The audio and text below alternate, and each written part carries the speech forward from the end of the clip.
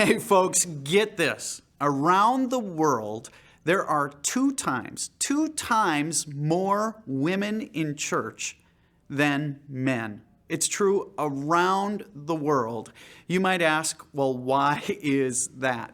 Well, here's what we know, but sometimes we don't want to admit, that most Christian ministry, most of what the church does, is actually designed for women.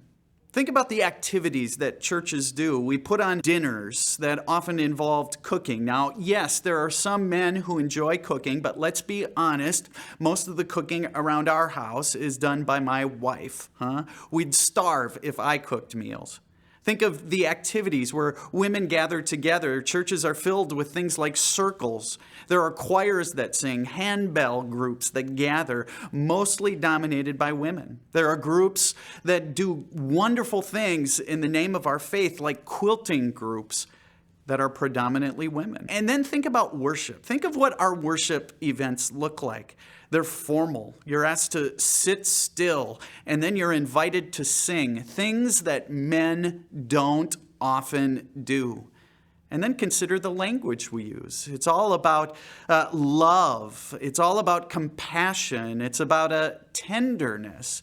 And not to be stereotypical, but for men, those aren't words that men generally associate themselves with. And that doesn't mention the sorts of things we often get concerned about in church buildings, things like doilies and the flowers and the colors of the decor in the church. I say all that to just admit that most of the Christian ministry, most churches design ministry for women rather than men.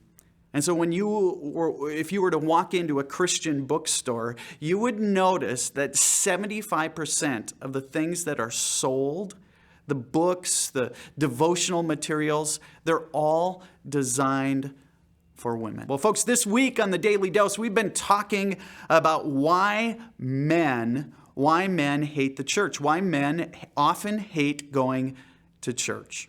I hope you'll tune in for the rest of this episode. But before we dive in, a couple of things I'd like you to do. First, if you're on Facebook, would you check into Calvary? We ask you to do that because we have a generous donor who's donating, get this, $5 for every check-in. He's donating those monies to our Backpack Attack program that's feeding hungry kids in our community. Also, would you help us get the word out? Share this post, like it. If you're watching on YouTube, go ahead and subscribe to our YouTube channel. Hit the bell so you get notifications. And last but not least, if you're watching on cable access channel 181, would you invite a friend to watch with you tomorrow? Folks, we're talking all about this week why there is this sort of absence of men often in the church. There are 2 times as many women who attend churches than men. A while ago, the Gillette company came out with 2 razors for shaving. One was called the Venus, and the other was called the Pro Glide. The Venus came out in multiple colors. You could get a pink one, a green one, a platinum one, an aqua-colored one. It was designed for women. The other, the Pro Glide, had a metallic finish to it. It looked like a weapon from Star Wars. Here's the unique thing about those 2 razors is both of them had 5 blades. Both of them had comfort strips. Both of them shaved either your face or your legs. But here's what Gillette knew. They knew they could not sell the same product to both men and women. Gillette understood that you have to speak to both sexes. Now, here's what I want to suggest is that we've designed a church that speaks really well to the Venuses, if you know what I mean. We speak really well to women. You think about our hymns and our liturgy and the language in our scripture. It speaks of words of love, speaks of tenderness. It speaks in terms of Jesus being like a lamb who comforts, a shepherd, if you will. Think of the decor in a church. It's formal, it's ornate. There are often flowers and candles. It's designed often with females in mind.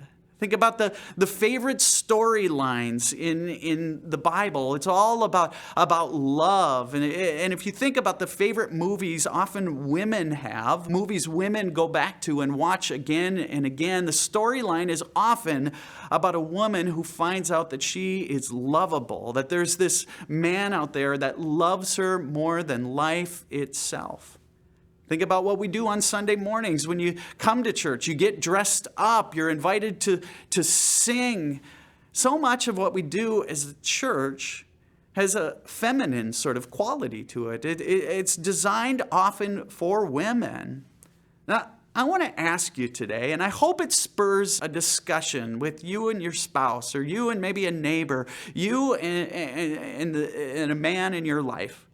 And that question is this: What would it be like if we were to provide ministry for men? What would the church look like if we said, we want to design a church that especially is welcoming to men? What would that look like? And when I think about men, I think of men being people who are doers. It seems to me that it would be more action-oriented. When I think of men, we often are seeking adventure in life. What would that look like? I wonder what the decor of that church would look like. I wonder what it would look like to design a church that recognizes that males think differently. Would you have a conversation about that? Would you think about that? And then over the next couple of days, I'm going to talk to you about some ways that we as the church could design ministry to give men more of a foothold as it comes to faith. There are things that we could do even in our families to give men a leg up and help them engage in a life of faith. Folks, so glad you tuned in tonight. We'll see you tomorrow.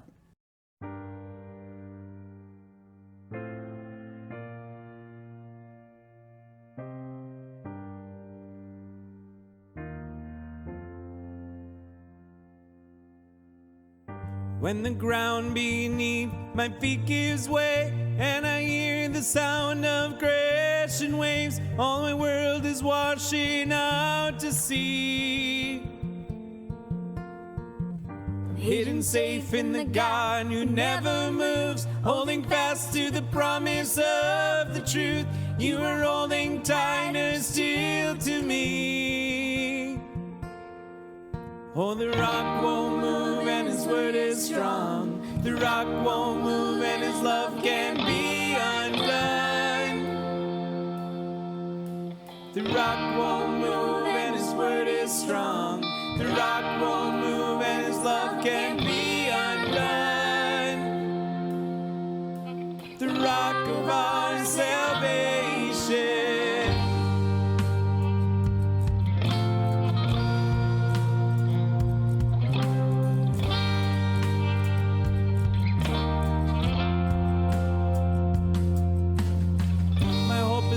The promise of your blood, my support within the reach of flood.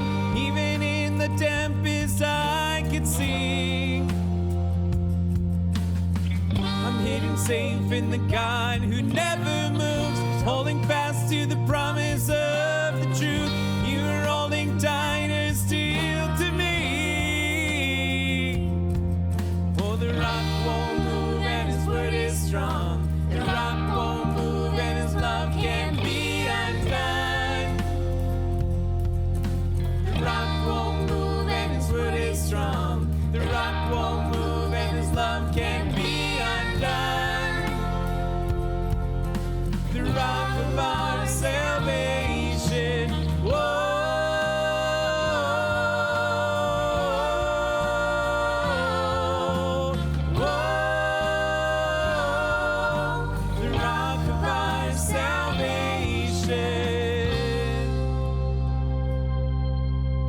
Christ, the solid rock, I stand. All other ground is sinking sand. The rock won't move. The rock won't move. When darkness seems to hide his face, I rest on his unchanging grace. The rock won't move. The rock won't move. I stand all